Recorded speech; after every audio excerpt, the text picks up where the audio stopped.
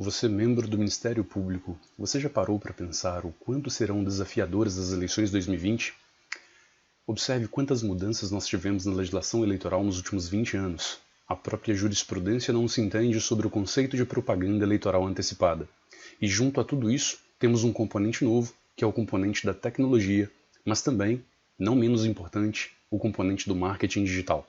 Imaginem um membro do Ministério Público que precisa, tanto ao dar o parecer como fiscal da lei, ele também precisa representar e representar de forma adequada para que todo o seu trabalho não seja perdido em razão dos pedidos inadequados quanto à jurisprudência atual. Então, só para chamar a atenção de vocês, para vocês que pensam que é impossível fiscalizar a atuação dos candidatos na internet, quero mostrar rapidamente algumas ferramentas muito importantes para esse tipo de atividade. Então verifiquem. Olha só, nós temos aqui ferramentas que são totalmente capazes de demonstrar quais foram os impulsionamentos contratados por qualquer candidato, e esses impulsionamentos contratados nos últimos 7 anos ficam todos registrados nessa ferramenta. Então, uma ferramenta essencial para você fazer um controle tanto de custo quanto ao conteúdo e até mesmo a transparência, todas irregularidades que atraem multas no mínimo de R$5.000. Temos ainda ferramentas capazes de verificar o que está sendo dito na internet. Então aqui eu consigo verificar qual é o assunto mais comentado, quem está comentando, se existem bots de rede disseminando aquelas informações. Então tudo isso de forma gráfica. Percebam que o assunto neste momento, o Covid-19, está sendo discutido por essas pessoas aqui, e toda vez que aparecer um pontinho vermelho, significa que tem uma grande possibilidade de ser um bot. Então eu consigo ouvir a internet.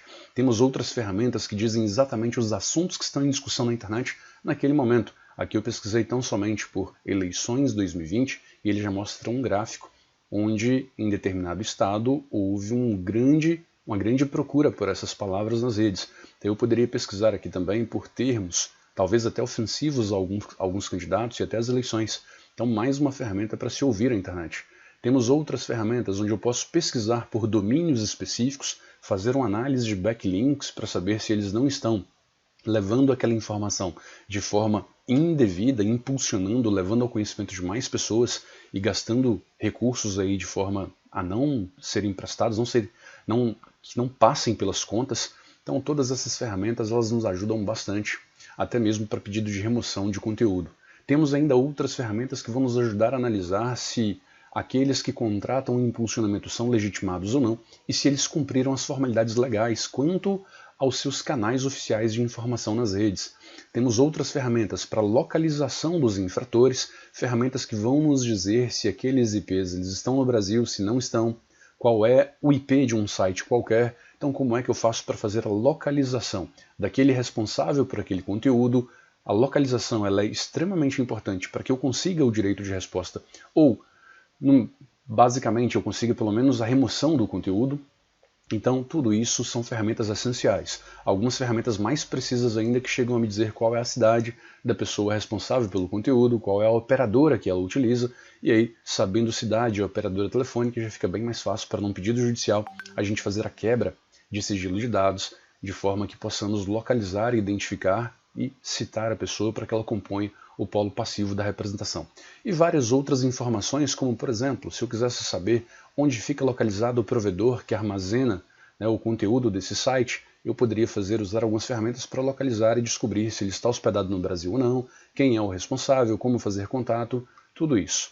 Além de tudo isso, nós sabemos que nós temos situações como, por exemplo, a situação da propaganda eleitoral de rua, que sofreu várias modificações. Será que essa propaganda aqui estaria adequada? Sim ou não? E as propagandas, até mesmo as propagandas em bens residenciais como essas. Será que nessa casa eu poderia fazer algum tipo de propaganda? E essa propaganda aqui está adequada? Então, pessoal, são inúmeros conhecimentos extremamente importantes, sem os quais os membros do Ministério Público não conseguirão atuar com tranquilidade nas eleições de 2020. E é exatamente por isso que eu venho aqui fazer um convite para vocês. Na próxima semana, na segunda-feira, dia 27 de julho, vamos dar início a um curso avançado de Direito Eleitoral, no qual vou demonstrar todas essas ferramentas, com todas essas técnicas, questões de direito material, de direito processual, e estou convidando especificamente membros do Ministério Público.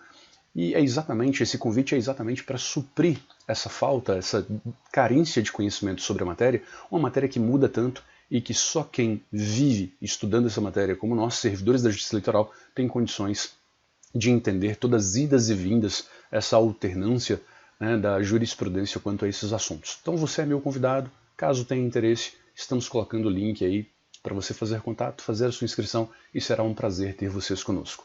Um grande abraço do professor Alexandre Basílio.